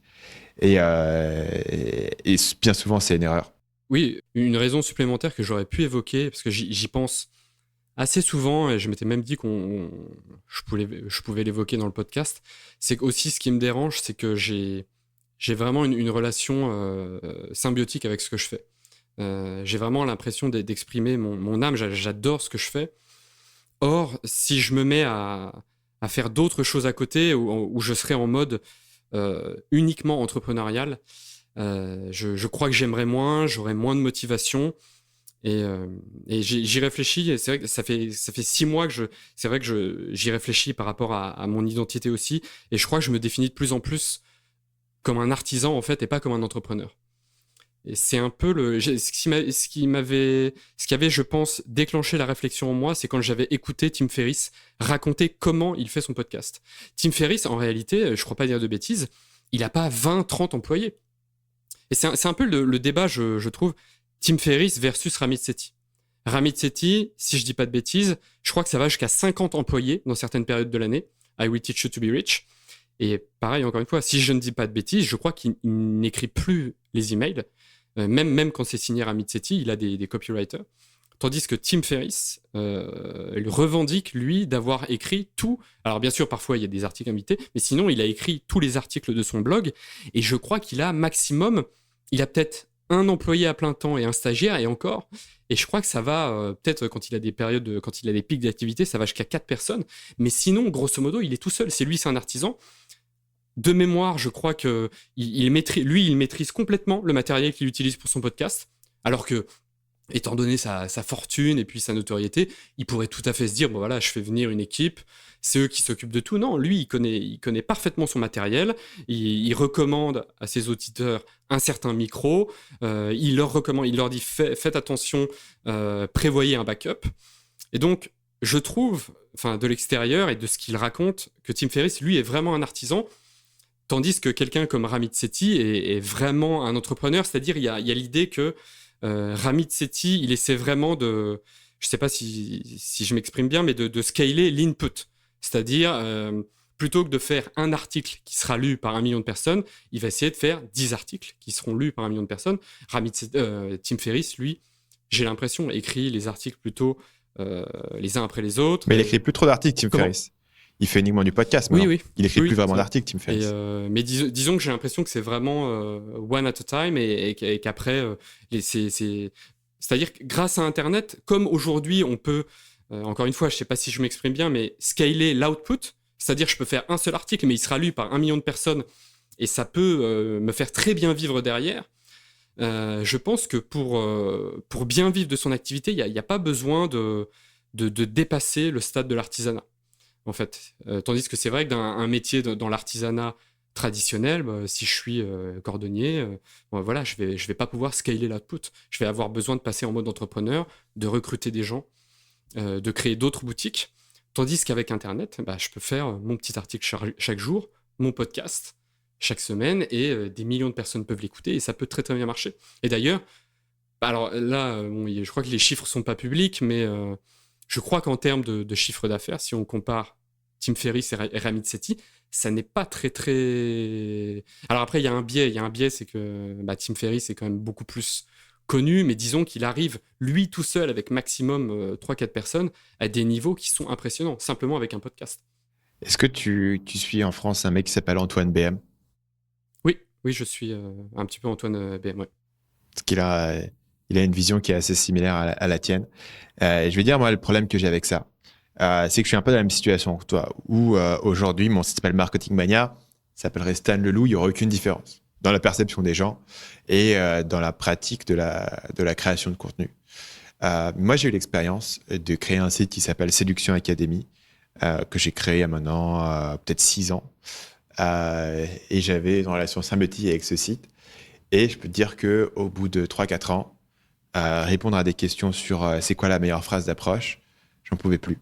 Et aujourd'hui, j'ai un peu la même réflexion. Tu vois, aujourd'hui, ce que je veux sur Marketing Mania, j'adore. Et je pourrais simplement continuer à créer une vidéo par semaine, un podcast par semaine, une formation de temps en temps et vraiment être très bien tournée, etc. Mais ce que je construis, du coup, a une limitation inhérente, qui est la limitation de mon temps, et de mon intérêt. Ça veut dire que tant que je continue à passer mon temps dessus, à considérer le business comme priorité numéro un, il va continuer à prospérer. Mais du coup, je sais que si un jour je décide de passer mon attention autre part, tout ce que j'ai construit est mis en danger, tu vois. Et c'est moi ça qui me pousse beaucoup aujourd'hui vers l'avant, c'est de me dire que je veux construire quelque chose qui va au-delà de moi, ma propre productivité, mes propres idées, et pouvoir avoir quelque chose qui dépend pas entièrement de moi sur ce point-là. Mmh. Et par rapport à ce que tu disais, c'est vrai qu'après, à ce stade-là, c'est plus une question d'argent, en fait. Et justement, tu parlais de Ramit Sethi, il y avait un truc de Ramit Sethi récemment qui disait si tu veux grossir ton business au-delà d'un certain stade, et là, il parle d'un stade où après moi où je suis, c'est-à-dire plusieurs centaines de milliers de dollars par an, il faut que tu trouves une motivation qui n'est pas une motivation d'argent. Parce que à un certain point, tu as assez d'argent et tu vas pas dépenser vraiment plus d'argent que ça. Et voilà, et c'est un peu moi, parce que je me suis aussi beaucoup posé cette question-là, sur la question de l'artisanat, de l'entrepreneuriat, justement, la manière dont tu l'exprimes est très intéressante sur les dernières années. Et j'ai un peu oscillé dans mes réponses. Et je pense que moi, l'expérience d'avoir bossé sur ce premier site et du fait qu'au bout d'un moment, j'avais besoin de passer à autre chose, mais le business a continué à tourner pendant quelques années, mais sur le long terme, il a énormément souffert du fait que moi, je puisse plus y passer tout mon intérêt, tu vois. Et comme aujourd'hui, le succès de Marketing Mania dépend tellement de moi, la passion que j'ai à en parler et à animer ça et à trouver toujours des nouvelles idées sur la persuasion et tout. Et c'est pas quelque chose qui peut facilement être remplacé. Et si je perdais cette passion, cet intérêt, je sais que le business en souffrirait énormément. Et ça serait dommage, tu vois. Et la question, c'est est-ce qu'une vision peut survivre au-delà de la personne? Alors, j'espère que je vais pas mourir tout de suite, mais tu vois, survivre au-delà de l'implication de la personne. Tu vois, tu penses à Apple, beaucoup de gens, quand Steve Jobs est mort, se sont dit c'est fini, Apple, ils sont morts. Et au final, en tout cas, sur le point de vue des résultats financiers, ils ont réussi à maintenir cette vision-là. Et c'est un peu... Après, on n'a peut-être pas assez de recul aussi. Peut-être. Et c'est aussi voilà, c'est l'interrogation que moi je me pose et le point de vue que j'ai pris là-dessus. Je pense que le côté du défi est intéressant, dans le sens où moi aujourd'hui j'ai pas mal d'autorité sur la question du marketing, mais si tu veux grossir, ça devient assez rapidement principalement une question d'équipe, de management, de recrutement, de définition de la culture et de la vision. Et ça, c'est un truc où moi, je réapprends, tu vois. Et notamment, ce podcast récemment a pas mal tourné autour de ce thème parce que c'est intéressant de voir qu'il y a une toute nouvelle étape et qu'en fait, pour passer cette étape, tu ne veux pas juste faire plus de ce que tu fais actuellement. Tu dois trouver quelque chose d'autre. Et le challenge en soi m'intrigue. Mais pendant un moment, j'étais vraiment rangé dans le même camp que toi, qui était de me dire... Mais tu vois, en fait, ce qui était de me dire la chose suivante, c'est j'adore créer des vidéos, j'adore créer mes podcasts et tout. Plus j'ajoute de gens d'entreprise, plus je passe de temps à manager, ce qui est pour moi moins intéressant que créer. Donc au final, je sacrifie une partie de mon plaisir à faire mon business, quoi. Je passe d'une tâche que j'adore faire à une tâche que j'aime moins faire. Et en plus, là-dessus, tu rajoutes évidemment tous les problématiques que tu as par rapport à ça, qui sont, du coup, tu prends quand même la responsabilité pour un certain nombre de personnes, tu prends la responsabilité de les gérer, de les former et de les payer. Et donc, du coup, tu as moins de liberté de faire ce que tu veux avec ton business ou de décider, par exemple, de ne pas faire un truc parce que ça te fait chier, mais ça aurait pu être lucratif, tu vois. Plus tu as de gens dans la boîte, plus tu dis, ouais, mais c'est pas juste moi qui dépend de ça. Voilà, il y a pas vraiment de questions qui arrivent au bout de ça. Après, je pense aussi que ça dépend de l'objectif précis qu'on se définit pour soi-même à moyen et long terme. C'est-à-dire que c'est vrai que si l'objectif, c'est de faire du chiffre d'affaires, à un moment, il faudra passer de l'artisanat à l'entrepreneuriat. En revanche... oui, c'est compliqué. Là, j'essaie de généraliser un peu spontanément. Je pense vaut mieux ne pas le faire, mais je peux parler de mon cas particulier. Mon cas particulier, c'est pour mesurer mon activité, j'ai un tableau de bord avec simplement 2 objectifs. Et l'objectif numéro 1, c'est la production de contenu. Et seulement l'objectif numéro 2, c'est le chiffre d'affaires. C'est-à-dire que je ne suis pas prêt à multiplier mon chiffre d'affaires si la qualité, si ça s'en ressent dans la qualité de mon contenu. Et parce que surtout dans le milieu de l'entrepreneuriat, je trouve, et aussi de l'infoprenariat, il y a une pression sociale à la délégation. Alors ça vient peut-être de la Silicon Valley et du milieu des startups. Et il faut toujours déléguer. Moi, beaucoup de gens, j'adore écrire mes articles, j'ai écrit beaucoup d'articles, et beaucoup de gens me disaient « Ah non, mais là, c'est plus possible, il faut que tu délègues ». Et j'ai essayé un temps, déjà ça n'a pas marché. Et finalement, c'est mon ami Arnaud, dont j'ai parlé au départ, qui est vraiment un génie de l'économie, qui m'a trouvé une solution qui, je pense, me conviendra, qui me permet de rester un artisan, mais tout en scalant un peu plus. C'est de diviser la production du contenu en différentes opérations, et moi de m'occuper un petit peu, tu vois, comme faisait quelqu'un comme Andy Warhol, ou même comme par exemple Léonard de Vinci, c'est-à-dire tu as ton atelier, et les premières opérations sont préparées par des personnes. C'est pour ça que moi, dans les 6 mois, 1 an, j'aimerais recruter un peu, je sais pas comment dire, des assistants de rédaction, des assistants de recherche, mais c'est quand même moi, à la fin, qui rédige le script, qui rédige l'article et qui fait la vidéo. Mais du coup, ce serait une solution intermédiaire. Et donc, c'est quoi leur rôle à eux? Quelles sont les étapes de la production du contenu? Parce que je suis un peu sur la même réflexion et j'ai un peu la même conclusion que toi. Quelles sont les étapes de la production du contenu et quelles sont les étapes que toi, tu penses pouvoir déléguer sans faire mal à la qualité du produit final? Alors, par exemple, pour écrire un article, moi, j'ai 3 étapes. La première, c'est je recherche les sources, je les sélectionne. Ensuite, je les synthétise. C'est-à-dire, je prends des notes. Et enfin, je rédige l'article. Et je pense que les 2 premières étapes, à mon avis, quelqu'un d'autre peut s'en occuper. Moi, je peux rédiger l'article. Pareil pour les scripts. À mon avis, les scripts, je peux trouver quelqu'un qui puisse me faire une première version, et moi, je passe derrière pour mettre la touche finale. Peut-être pareil aussi pour les formations, même si, alors, faut pas que je fasse croire que je veux faire tout moi-même. Il y a plein de choses que je délègue déjà, et toutes les choses qui ne concernent pas ma relation à mon travail, typiquement le montage ou le site, etc., tout ça est déjà délégué en réalité. Mais en revanche, produire, parce qu'en réalité, ce que je fais me passionne, et au départ, je l'ai fait pour moi, vraiment pour moi. Et d'ailleurs, c'est marrant, de temps en temps, je fais des recherches et je tombe sur mon site. Mais oui, du coup, pour boucler la boucle, je pense qu'on peut rester dans l'artisanat en choisissant une solution intermédiaire. C'est aussi le process que je suis en train de mettre en place là. C'est-à-dire effectivement segmenter le processus de création.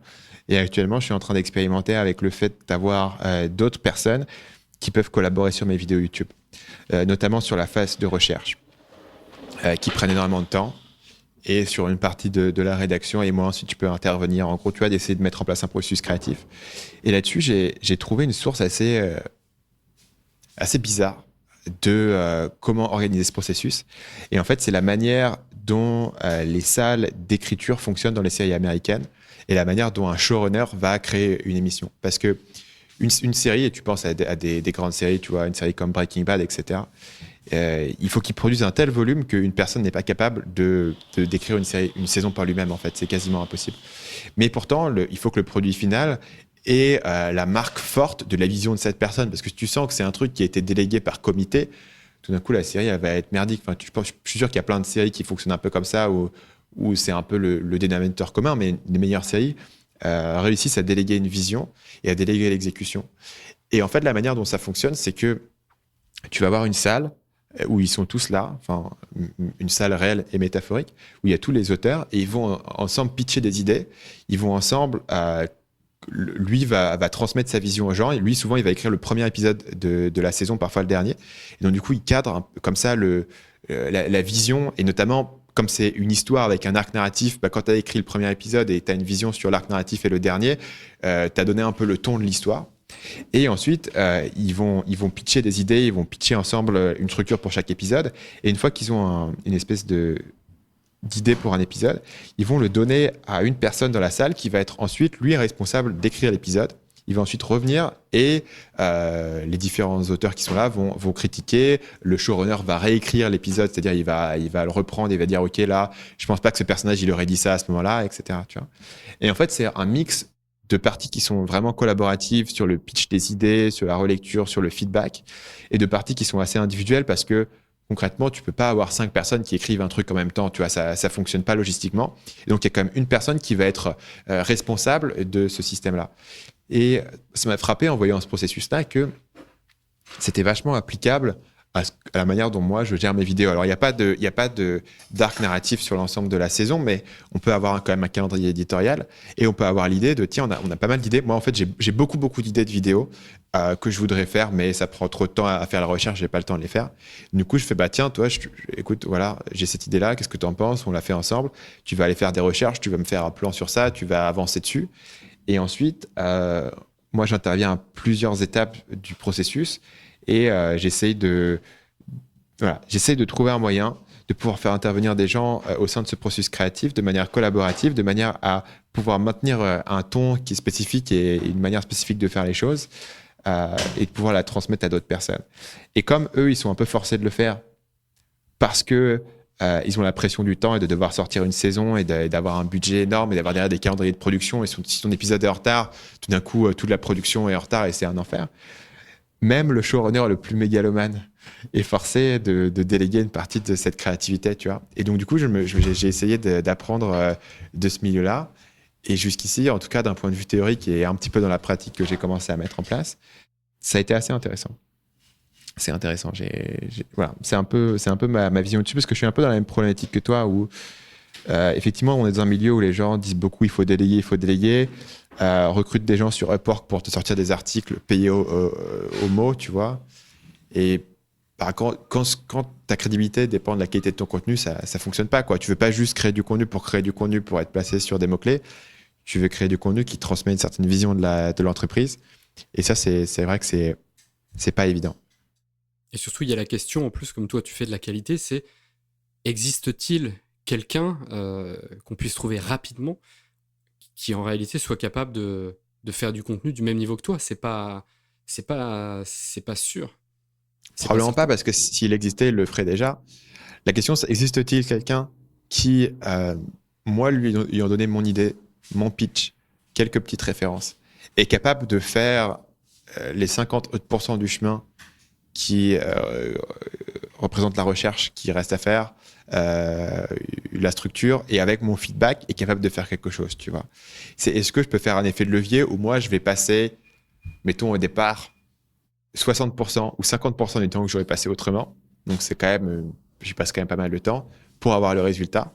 Et et c'est là où la grande expérience, c'est est-ce qu'au fil du temps, cette personne va suffisamment apprendre sur ma manière de faire pour qu'au lieu d'y passer 50% de mon temps, donc, au lieu de passer 50% sur la vidéo du temps que j'aurais passé sur la vidéo, je commence à y passer 30%, 25%. Est-ce que je peux créer cet effet de levier où je peux produire plus régulièrement, parce que moi j'ai un vrai problème sur ma chaîne YouTube de régularité, et notamment par rapport à d'autres projets que je suis en train de gérer en parallèle, ça pose une vraie question. Voilà, c'est mon enjeu, et j'ai pas de réponse finale là-dessus, mais tu vois, par rapport à ta problématique d'entrepreneur, par rapport à l'artisan, c'est comme ça qu'actuellement j'essaye de faire un compromis. Et d'ailleurs, je ne sais pas si tu as lu le dernier Nassim Taleb, mais il y a une partie dessus, sur cette question-là. Très intéressant. Donc, c'est Skin in the Game, le livre. C'est ça, oui. Mais si tu veux pas t'embêter à le lire, je publie un résumé dans 2 semaines. Ok, et ben, j'irai voir ça. Très, très intéressant. Je voudrais c'est déjà assez long et je voudrais pas abuser de ton temps, mais je voudrais qu'on puisse toucher rapidement à l'idée de la maison d'édition avant de terminer. Est-ce que tu peux m'expliquer pourquoi est-ce que tu as décidé de créer une maison d'édition en parallèle de ce business qui vend du coup tes propres contenus? Alors, c'est arrivé un peu par accident, pour raconter. Donc, j'ai passé 2 fois le concours de l'ENA, je l'ai raté. Après, la seconde fois, j'ai fait un peu une mini-dépression.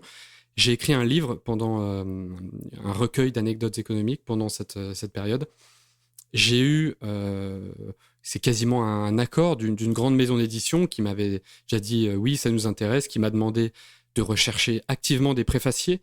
et de lui donner un fichier Excel avec tous mes contacts qui pourraient faire la promotion du livre. Donc, moi, je me disais, a priori, c'est bon.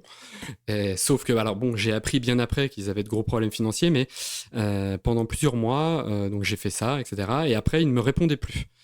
Donc, je les ai harcelés et finalement, ils ont été vraiment pas courtois. Ils m'ont dit, non, mais votre idée, c'est nul, etc. On n'en veut pas.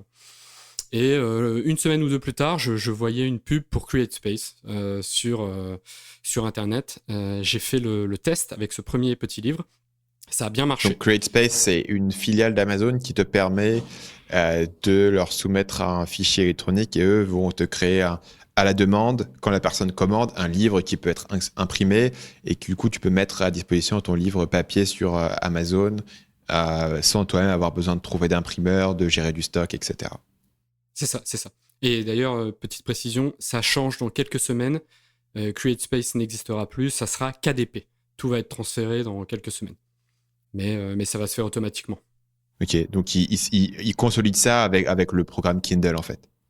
C'est ça. Donc voilà, j'ai fait ça, ça a bien marché, et surtout, ce dont je me suis rendu compte, c'est qu'en réalité, eh bien, toutes les opérations dans le processus de production d'un livre peuvent être découpées et externalisées. Et il n'y a pas besoin d'avoir une maison d'édition. Tu peux trouver ton graphiste sur Upwork. Tu peux trouver des professeurs de français sur Le Bon Coin qui relisent les bouquins. Tu peux trouver un designer pour la couverture, etc. Grosso modo, il y a 5-6 opérations comme ça que tu peux déléguer. Tu peux même, moi, ce que j'ai même fait pour certains livres, tu peux acheter le contenu, le faire retravailler par quelqu'un et après tout déléguer. Donc, en réalité, avec Internet, on peut tout déléguer pour des sommes relativement faibles et produire un vrai livre.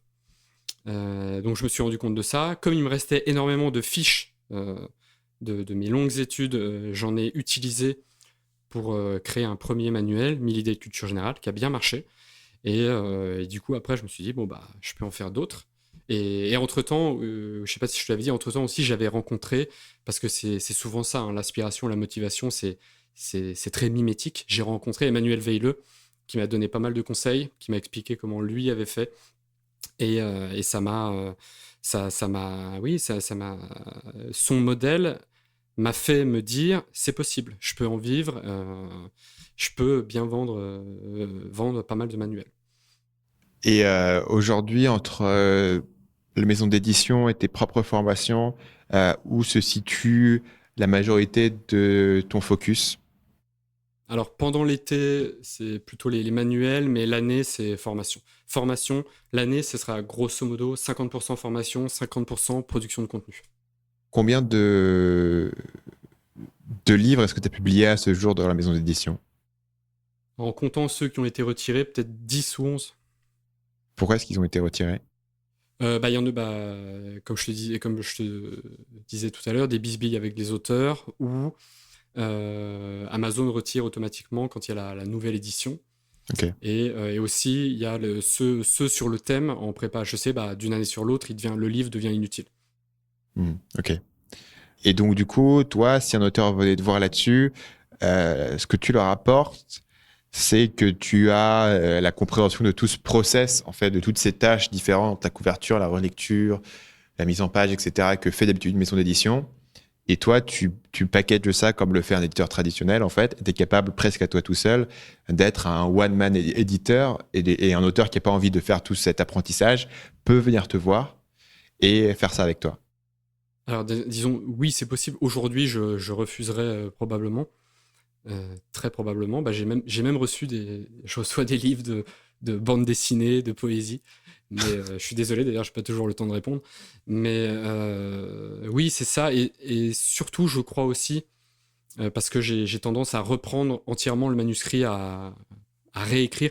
Je crois, et pardon si ça semble prétentieux, mais que ma vraie valeur ajoutée, c'est l'optimisation du contenu écrit. C'est-à-dire, c'est aussi pour ça que mes dissertations sont très appréciées, c'est que j'écris extrêmement clairement et je sais écrire de manière très structurée, et du coup, je peux transformer un manuel qui est pas mal en vraiment un très très bon manuel. Ok, mais du coup, j'imagine que ça prend beaucoup de ton temps et qu'il y a un vrai trade-off entre le temps que tu passes à relire le manuel de quelqu'un d'autre versus le temps que tu passerais à écrire un article qui ferait levier sur l'ensemble de tes formations, etc. Voilà, c'est pour ça que je ne ferai pas cette année, probablement pas. Ok. C'est intéressant parce que tu es dans une belle position sur un beau marché qui a pas mal de revenus. Tu as un peu les deux expériences sur la maison d'édition, sur les formations. Et on a parlé justement de cette idée d'artisanat, d'entrepreneuriat. Comment est-ce que tu vois ton futur, ta future carrière, mettons, tu vois, les 3 5 prochaines années, comment est-ce que tu vois ça évoluer? Alors d'abord, mon objectif à court terme, c'est... J'ai fait une erreur l'année dernière, j'ai voulu créer un site supplémentaire. Je l'ai donné, j'ai donné toutes les consignes, j'ai payé l'équipe de développeurs ukrainiens qui s'occupe de mon site pour le faire. Et finalement, à la fin, je ne l'ai pas utilisé. Donc, à moyen terme, je veux vraiment me focus sur le marché de la prépa HEC et sur ce que je fais déjà. Produire plus de contenu, plus de formation. Et pareil, pour les livres, je pense que j'ai 2-3 concepts qui marchent vraiment bien. Et je veux dupliquer ces concepts. Et j'ai aussi la chance, comme je l'ai dit à plusieurs reprises, c'est que les élèves m'écrivent directement pour me dire, là, cette année, ce que je fais, par exemple, cette année, il y a probablement 30% de ce que je fais qui, en réalité, a été demandé par les élèves l'année précédente. Et du coup, par exemple, j'ai un élève qui m'a écrit récemment pour me dire, est-ce que tu peux faire le manuel de paragraphe tout cuit pour l'économie? Et je pense, comme il marche vraiment bien, je pense que je vais le faire pour l'économie, je vais le faire pour d'autres matières. Du coup, je veux me concentrer sur les concepts qui marchent déjà, donc je sais qu'ils marchent, et les développer, les étendre, et les promouvoir davantage aussi. Donc finalement, c'est vrai que 3-5 ans, c'est quand même du temps, mais je pense qu'à mon avis, à court moyen terme, on surestime toujours ce qu'on peut faire. Donc, comme dit Taleb dans son dernier book, je choisis la via negativa pour progresser, je retire des choses. Super. Je voudrais qu'on termine sur 3 petites questions que je pose à tout le monde pour terminer ces interviews. Et la première question, c'est si tu pouvais revenir dans le temps et donner un conseil à ton toi-même de 20 ans, qu'est-ce que tu lui dirais? Alors, j'ai un peu de mal avec cette question parce que, en pratique, c'est difficile, mais je pense qu'il y a une seule chose. Depuis que j'ai 19 ans, depuis que je suis sorti de prépa, j'ai lu énormément et je n'ai pas pris de notes. Alors qu'aujourd'hui, si j'avais les notes de tous les livres que j'ai lus, ce serait vraiment génial. J'ai même perdu certaines notes.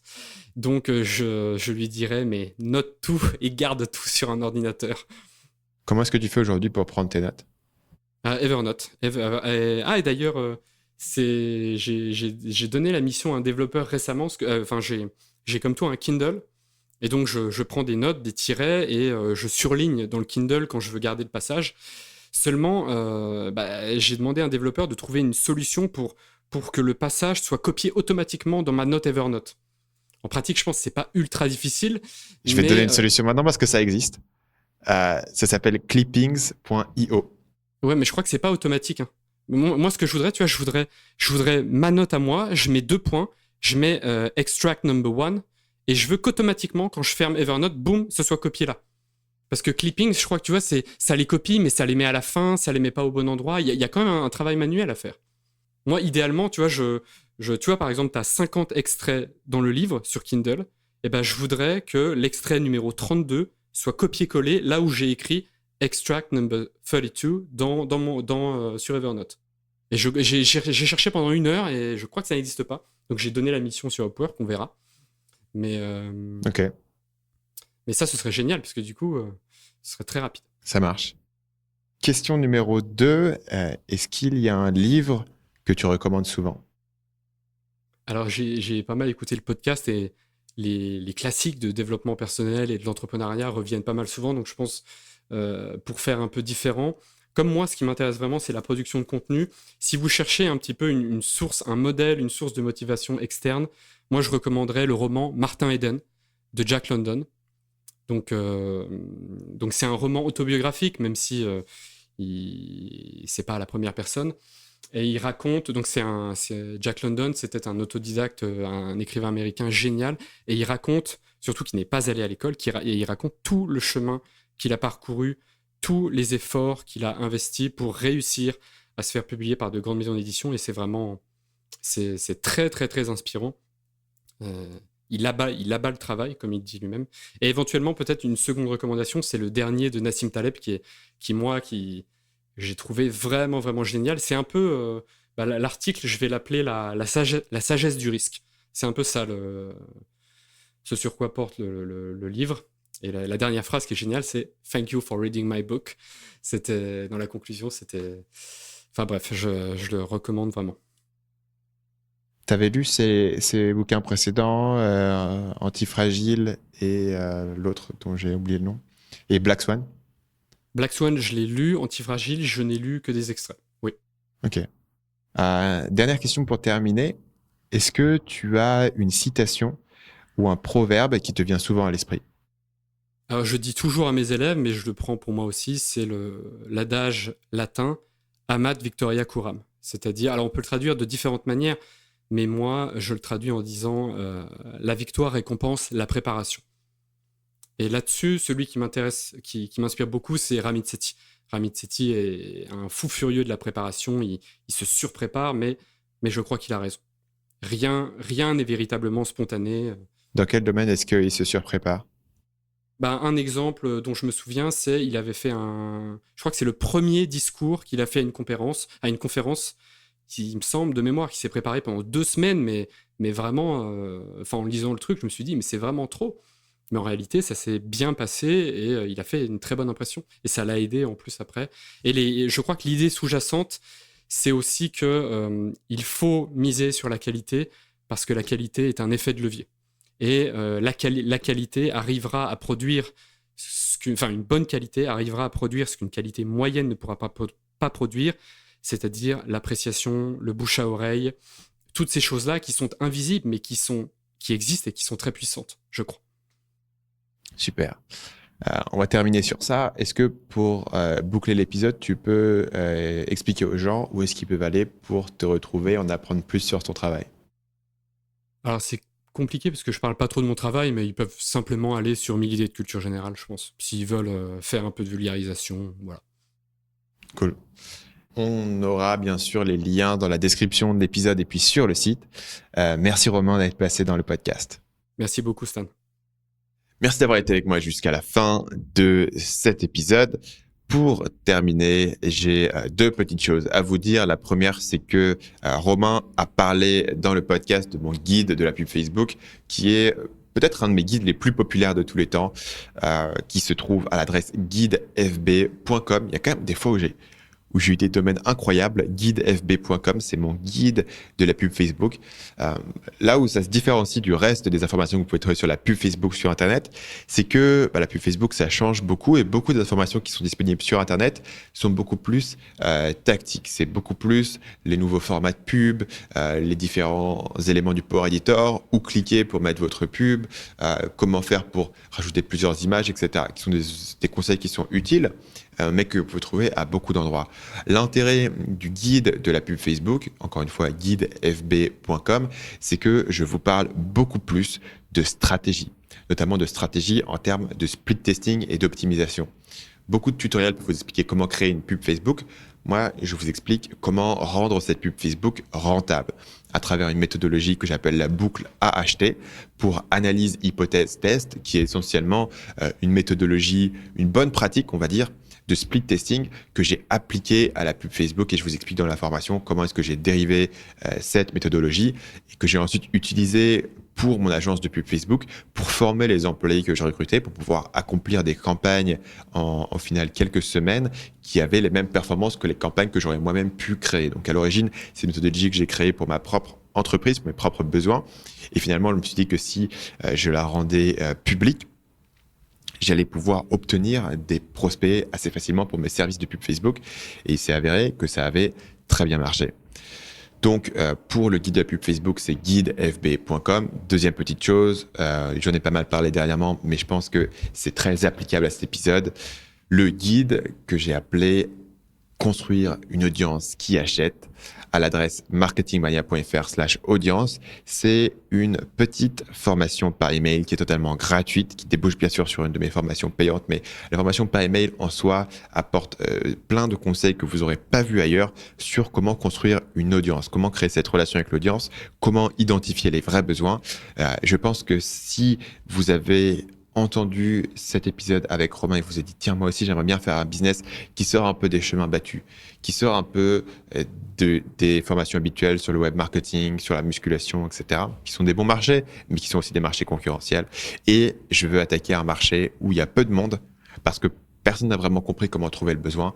Je pense que la formation Construire une audience qui achète sera parfaitement applicable pour vous, pour comprendre les vrais besoins de votre audience, pour créer un positionnement, pour créer du contenu qui va attirer cette audience, pour être positionné à l'endroit où votre audience est et pour pouvoir développer votre liste email. L'objectif que je donne en général aux gens, c'est de viser une liste email de 1000 abonnés avant de lancer un premier produit. Parce que quand vous avez construit une liste email avec 1000 abonnés, vous avez prouvé qu'il y a une demande pour ce que vous racontez, et ce que vous racontez répond à un besoin et une problématique. Et là, vous pouvez en général lancer un premier produit qui va bien souvent se vendre et fonctionner. Et donc, c'est bon, vous êtes dans le game, quoi. Vous êtes dans le business une fois que vous avez une liste email de 1000 abonnés et un premier produit. Donc, pour comprendre le chemin qui va vous amener à cette première liste email de 1000 abonnés, le meilleur endroit pour commencer, c'est la formation par email gratuite qui s'appelle « Comment construire une audience qui achète ?» à l'adresse marketingmania.fr/audience. Sur ce, je vous laisse retourner à vos activités. Moi-même, je vais retourner à mon travail et je vous retrouve la semaine prochaine dans le prochain épisode du podcast Marketing Mania.